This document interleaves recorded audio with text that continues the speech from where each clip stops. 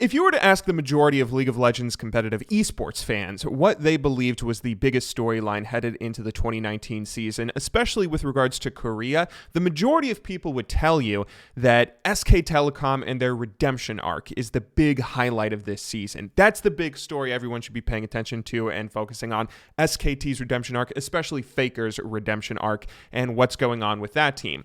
For those of you who don't know, of course, back in the 2017 season, SKT lost Worlds, getting 3-0'd by Samsung, and we had that heartbreaking image of Faker crying, and ever since then, SKT has been on a pretty steep decline. During the 2018 spring season, they would barely manage to qualify for playoffs and then would almost immediately get eliminated from their rivals, KT, in a Telecom Wars match.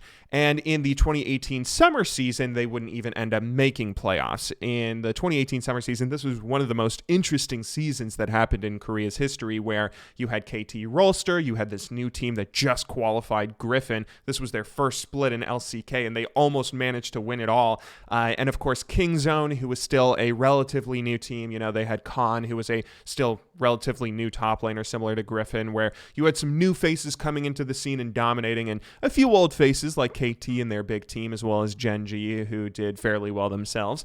But the big storyline kind of here was that Faker, you know, he didn't even manage to qualify. SK was pretty abhorrent in this year. They didn't manage to qualify for Worlds, and then of course at the 2018 Worlds, Korea flopped pretty massively. The three teams that ended up making it to that Worlds were KT, Rolster, Genji, and Afrika. Genji didn't even get out of group stage. Afrika got 0-3'd by Cloud9 in quarters, and then KT Rolster lost a very close 3-2 set against the eventual world champions Invictus Gaming. But anyway, to deal with this and to combat this, SK Telecom went into the offseason and tried to create a super team. This is the current season that we have going on right now, the 2019 spring split, and SKT went out and got all these top players. They tried to create a super team. Faker in the mid lane, you know, one of the best, if not the best, League of Legends players of all time. They went out and got Khan top lane, who was really emerging as one of the best top laners. Personally speaking, I thought that at least probably around the time they recruited him, he is arguably the best top laner in the game right now, or at least the best top laner in Korea. They went out and got Klid, who Klid was from a team in China, I believe, right? Yeah, he was playing for JD Gaming at the time. And then they got Mata from KT, as well as Teddy, who was previously playing at Jin Air. And this was supposed to be this big super team that is supposed to just, you know, dominate LCK. And that's what everybody's talking about, what everybody is focused on.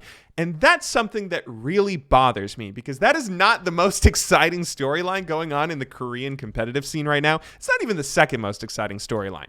The most exciting thing happening in Korea right now is that you have new faces replacing the old guard. Right now, Griffin, who is currently undefeated right now. We might have the first undefeated season of a team in LCK since they swapped over to the current format they're using. SKT was able to win an undefeated season way back when they had those really tiny group stages where teams played like 4 games in a group stage. But this might be in the current format the first time that we see an undefeated team with Griffin, who has just been incredible in terms of how they've dominated the LCK. And not only have they dominated LCK, but none of these people have ever played for another big name competitive team, right? Sword, Tarzan, Chovy, they all either just played very briefly on a few other teams here or there, or some of them, I think, isn't Tarzan...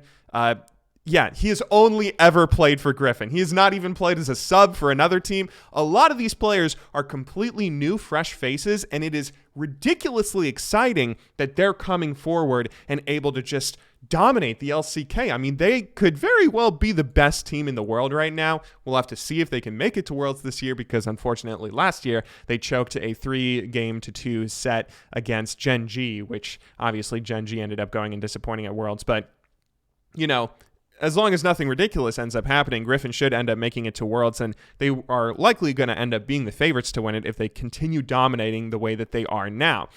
So obviously Griffin is a really big, exciting storyline of, you know, these newcomers, these new faces that when they first got promoted to LCK, nobody would think that they're going to go and manage to, go and win an LCK split, much less be favorites to win Worlds. The majority of teams that end up getting promoted to LCK, like the Afrika Freaks way back when they got promoted or formed or sponsored or whatever, Hanwha, Barbecue Olivers when they were there, Jin Air when they were there,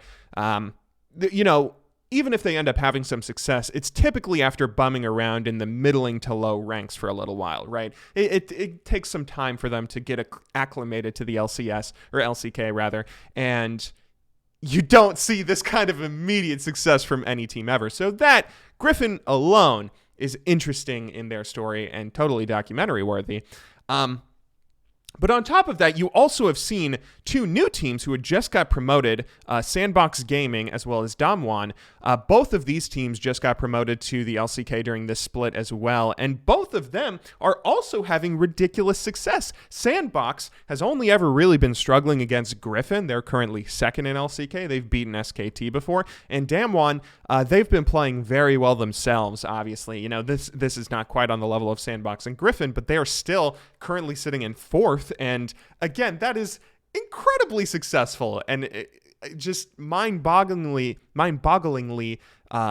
good for a team who is playing in their first ever LCK split. That story alone is something that is, in my opinion, way more interesting than the SK Telecom story, right? I mean, even if maybe SKT does end up coming into their own later in the year, back when we get into the summer season, if they make playoffs, if they win the number one seed from Korea headed into Worlds, then okay, I will concede then that SKT, this is their year to tell their story of that redemption arc for Faker. But it kind of bothers me how a lot of people are really paying attention to the Faker story more so than the other interesting things that are going on in LCK right now. It kind of reminds me of LeBron James and ESPN. For those of you, especially those of you who live outside of America and don't know, in the US, ESPN is pretty much the big primary sports news network that covers all the major sports and reports on breaking a lot of the news that ends up happening in the sports world. And ESPN, especially in later years, have become ridiculously infatuated with individual superstars, right?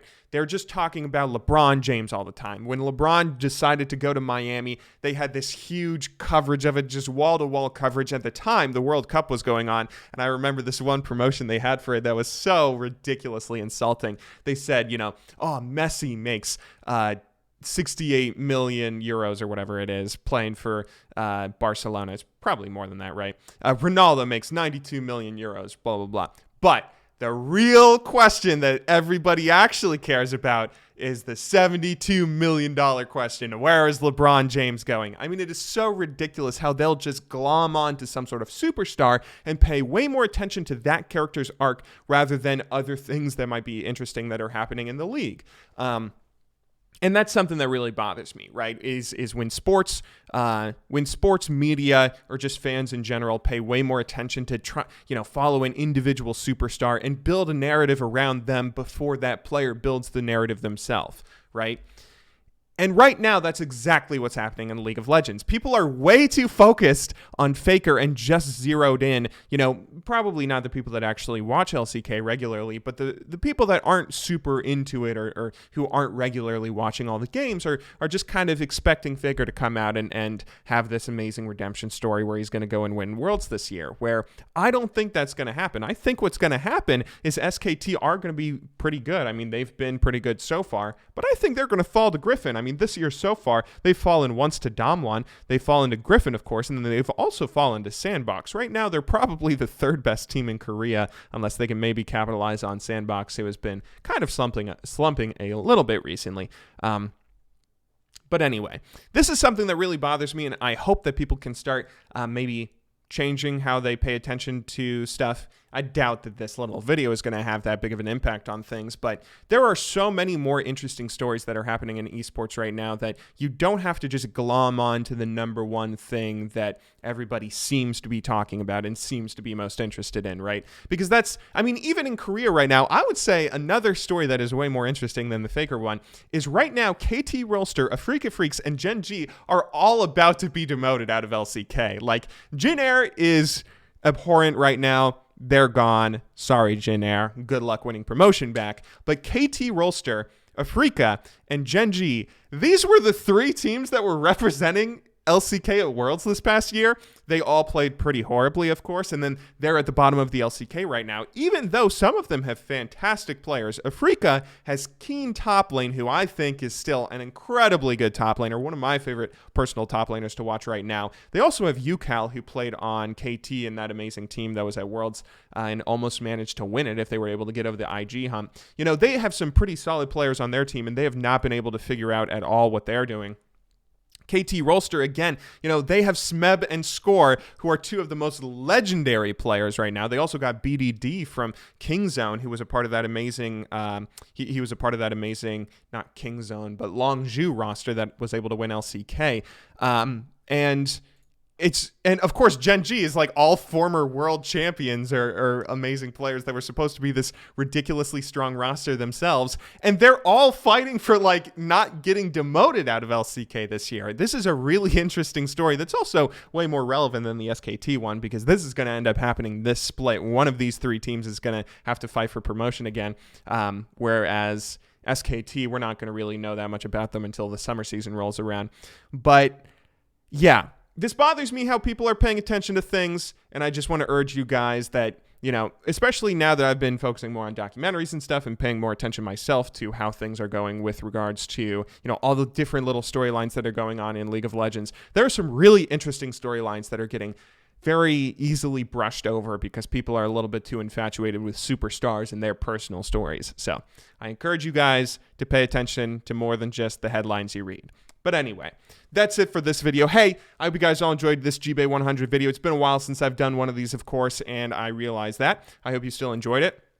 I'm rebooting this channel. We're going to be putting regular content up here again, whether it's talking about esports, League of Legends, giving personal rants, or I may even do like some opinionated video essay kind of things similar to what I used to do on the main channel, now that the main channel is pretty exclusively just documentaries. So you can subscribe to this channel. I would appreciate that very much. And also, I rebooted the Patreon with a bunch of rewards and stuff. Link in the description down below if you would like to support the documentaries, support me making content on this channel again.